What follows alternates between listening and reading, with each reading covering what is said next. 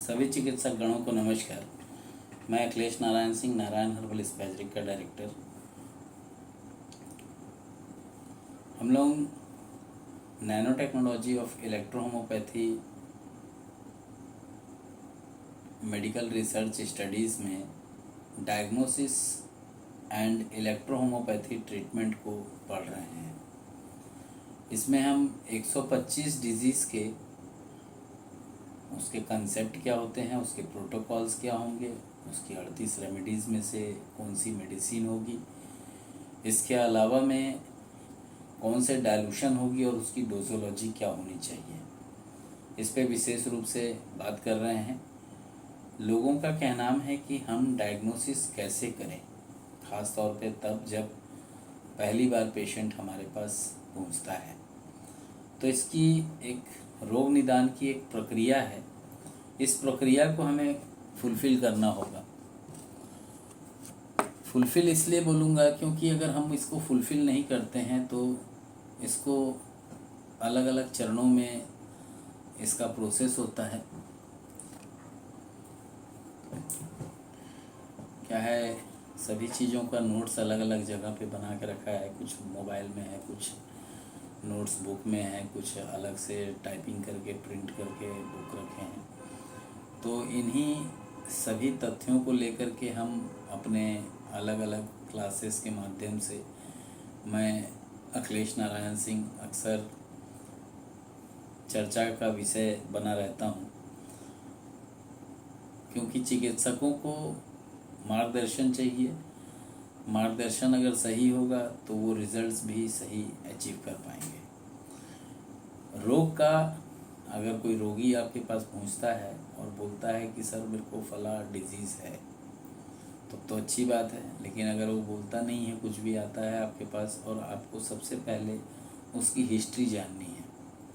History में क्या करते हैं, इसमें रोगी की जो स्वास्थ्य स्थिति होती है, कोई पुरानी बीमारियां तो नहीं थी, वर्तमान में उसके लक्षण मैच करने होते हैं। पारिवारिक जो सदस्य होते हैं वो उनके बारे में उस डिजीज़ से रिलेटेड हिस्ट्री लेनी चाहिए, जानकारी पूरी प्राप्त करनी चाहिए। उसके बाद व्यक्ति का शारीरिक परीक्षण करना चाहिए, फिजिकल एग्जामिनेशन। डॉक्टर रोगी के शरीर के निरीक्षण करना चाहिए।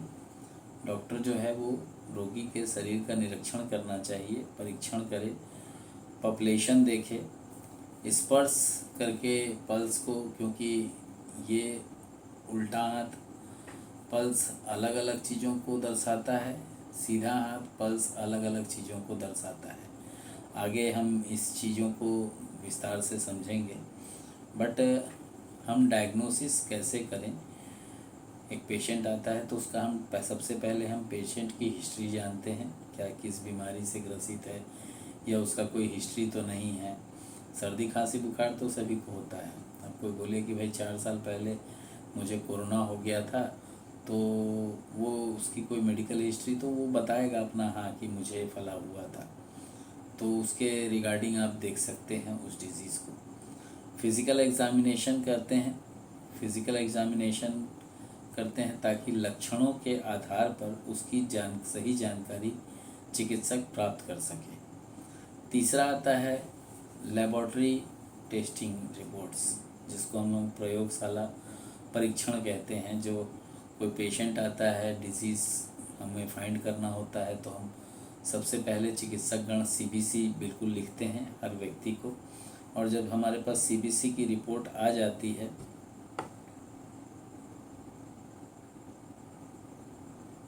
सीबीसी की जब हमारे पास रिपोर्ट पेशेंट की आ जाती है कि हाँ सर पेशेंट को फला डिजीज़ है, और रिपोर्ट हमारे पास होता है, तो उसमें हम क्या क्या टेस्ट कराते हैं, ब्लड का, यूरिन का, स्टूल का, इनका परीक्षण कराते हैं ताकि इसके अंदर के संक्रमण जो हैं वो रक्त की गिनती के वजह से है या लिम्फ की गिनती के वजह से है, लिम्फ गड़बड़ हुआ है, या ब्लड सीबीसी के माध्यम से पता चलता है। ब्लड ग्लूकोज वगैरह का स्तर हम जान पाते हैं HbA1c के माध्यम से, और तब पता लगाया जा सकता है कि पेशेंट को किस प्रकार की बीमारी हुई है। इसके अलावा में एक इमेजिंग टेक्निक होती है जिसमें हम इमेजेस चेक करते हैं, जैसे एमआरआई है, सीटी स्कैन है, अल्ट्रासाउंड इत्यादि है। इसके माध्यम से शरीर के अंदरूनी हिस्सों की हमें तस्वीर मिलती है और साथ में उसका एक इम्प्रेशन लेटर होता है जिस पे लिखा होता है डिजीज़ के बारे में, उसकी जो डॉक्टर ने डायग्नोस किया, जो डायग्नोस्टिक सेंटर का, तो वो जो इमेजिंग आपको रिपोर्ट प्रोवाइड करता है उसके साथ में एक रिपोर्ट अलग से देता है जिसमें राइटिंग में, टाइपिंग में आपको उसका इंडिकेशन मिलता है कि हाँ पेशेंट को किस प्रकार की कोई बीमारी हुई है या नहीं हुई है। इसके अलावा में कुछ स्पेशल टेस्ट होते हैं। इसकी आवश्यकता तब पड़ती है जब कार्सिनोमा या ट्यूबरकुलोसिस होता है। इसमें बायोप्सी कराते हैं, एंडोस्कोपिक कराते हैं और कई बार हार्ट रिलेटेड डिसऑर्डर पाए जाने पे पेशेंट का ईसीजी तक कराते हैं। जैसे विशेष परीक्षण, इसे विशेष परीक्षण की संज्ञा दी जाती है।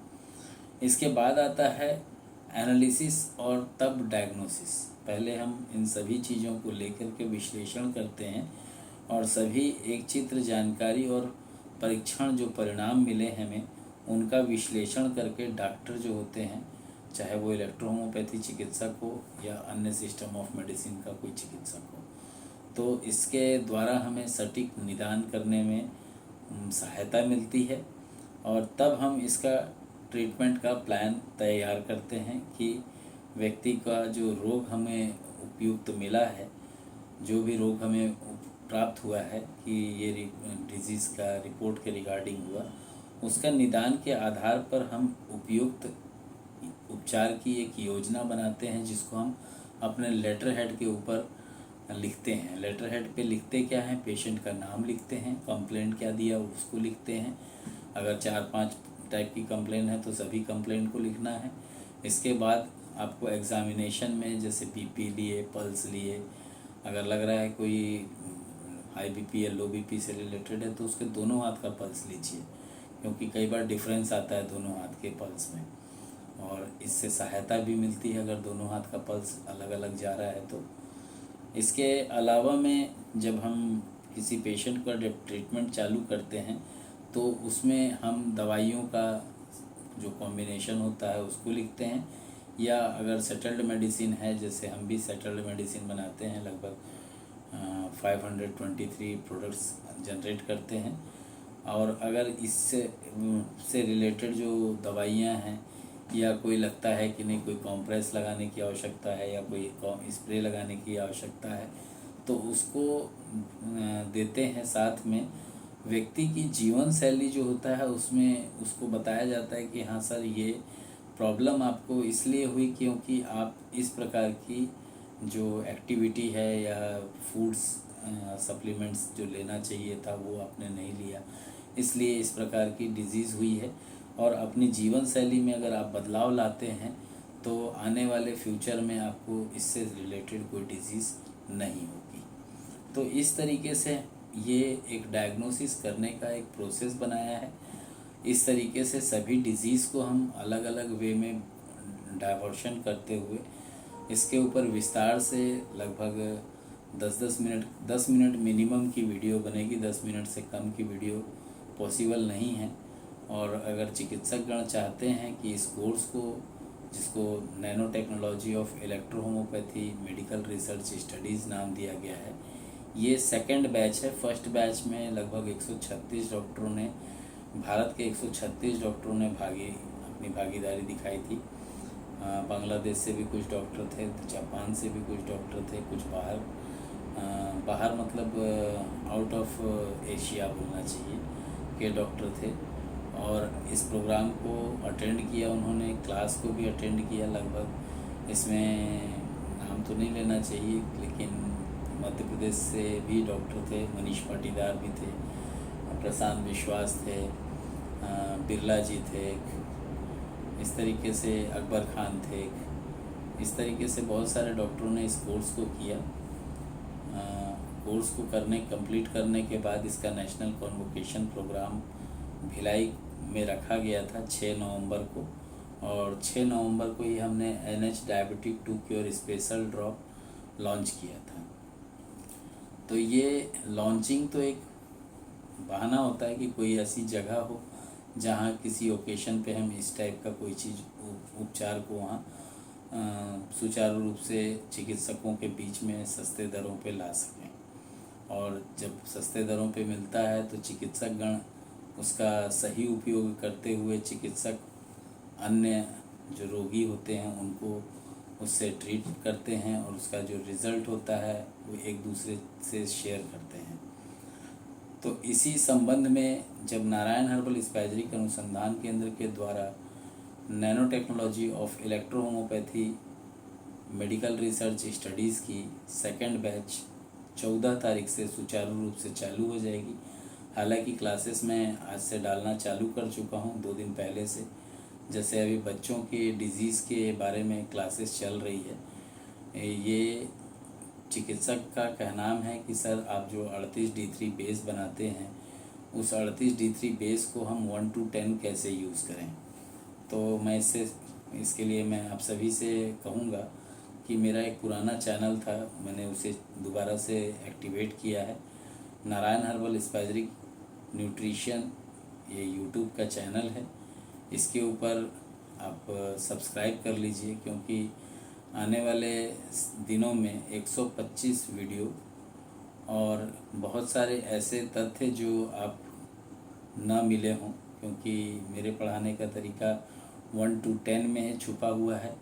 और अगर आप पोटेंसी में जाते हैं, चाहे 1 ड्रॉप मेथोडोलॉजी सीखना चाहते हैं या 1 ml मेथोडोलॉजी सीखना चाहते हैं, फिर इसके अलावा में जब 38 की मेडिसिन हम बना लेते हैं, कहीं किसी का 3rd डालना है तो किसी का 6th डालना है तो किसी का 9th डालना है, तो कैसे डालना है उसकी प्रोसेस हमें चिकित्सकों को सीखनी होगी। और अगर कोई कहता है कि मैं परिपूर्ण हूँ, तो मेडिकल साइंस कभी भी परिपूर्ण नहीं रहा है। तो वैसे कंडीशन में आप कितने भी ज्ञानी हों, और रिसर्चर का या डॉक्टर्स प्रैक्टिशनर्स का एक ही रोल होता है, वो निरंतर प्रतिदिन अभ्यास करता रहे। अगर प्रतिदिन अभ्यास नहीं करता है तो सीनियर भी होगा, वो जूनियर बनते देर नहीं लगेगी, और जूनियर है तो उसको सीनियर बनते देर नहीं लगेगी अगर वो रोज़ प्रैक्टिस अपनी सुचारू रूप से करता है। फिर वो 38 रेमेडी हो या किसी कंपनी के सेटल्ड प्रोडक्ट हो। सेटल्ड प्रोडक्ट मैं इसलिए कहता हूँ क्योंकि लोग कहते हैं फला कंपनी का पेटेंट। भाई, पेटेंट का अधिकार किसी कंपनी के हाथ में नहीं है, गवर्नमेंट ऑफ इंडिया या WHO के हाथ में होती है इस चीज़ का, तो उसी के हाथ में रहेगी भी आगे भी। और पेटेंट कहना मजाक नहीं है। पेटेंट कराने जो जाता है उसको समझ में आता है कि हाँ, पेटेंट का प्रोसेस क्या है, और लेंदी भी है, खर्चीला भी है। तो हम नारायण हर्बल स्पाइसरिक के माध्यम से लगभग 10 प्रोडक्ट चल रहा है हमारा पेटेंट प्रोसेस में। आने वाले 1.5 साल के अंदर आप लोगों को उसके सर्टिफिकेशंस देखने को मिलेंगे। नारायण हर्बल स्पाइसरिक अनुसंधान केंद्र के द्वारा जो कोर्सेज चलते हैं, जैसे अभी हाल ही में NHEH BSc कोर्स हमने कंप्लीट किया, फर्स्ट बैच, सेकंड बैच था वो भी। तो अभी second batch nano technology of इलेक्ट्रोहोमोपैथी medical research studies की चल रही है।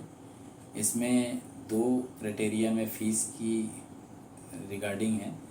300 रुपये 6 महीने की एजुकेशन के और 4700 कॉन्वोकेशन प्रोग्राम अटेंड करने के।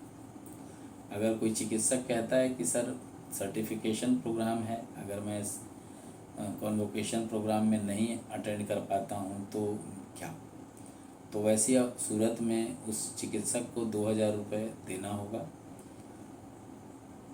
प्रोग्राम आप अटेंड नहीं करते हैं तो आपकी मर्ज़ी है, लेकिन अगर प्रोग्राम आप अटेंड करते हैं तो जो कॉन्वोकेशन प्रोग्राम है 4700 रुपीज़ वहाँ की चार्ज रखी गई है। और जो चिकित्सकगण इस प्रोग्राम को अटेंड करेंगे उसको मेरे तरफ से 100 ml का D3 बेस फ्री।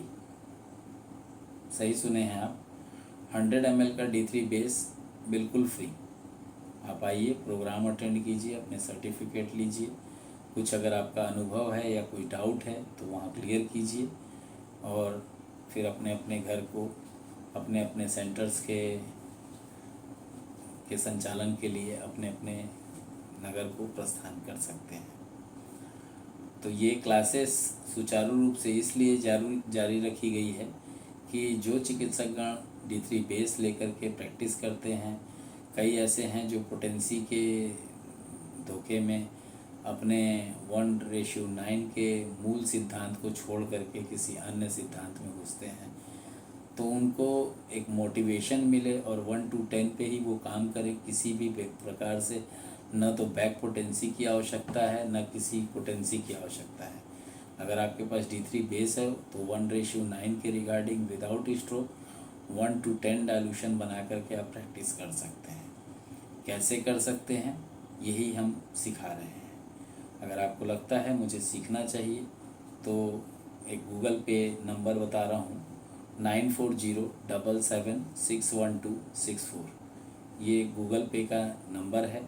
इसी पे आप पेमेंट जमा करने के बाद इसी नंबर पे आप व्हाट्सअप करेंगे और व्हाट्सअप करने के बाद आपको जिस नंबर से ग्रुप में जोड़ा जाएगा वो नंबर लिख लीजिए 6267726860।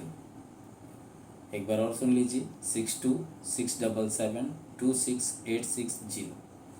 जय हिंद, जय इलेक्ट्रो होम्योपैथी, जय काउंट सीजर मेटी जी, जय नासक मेथोडोलॉजी।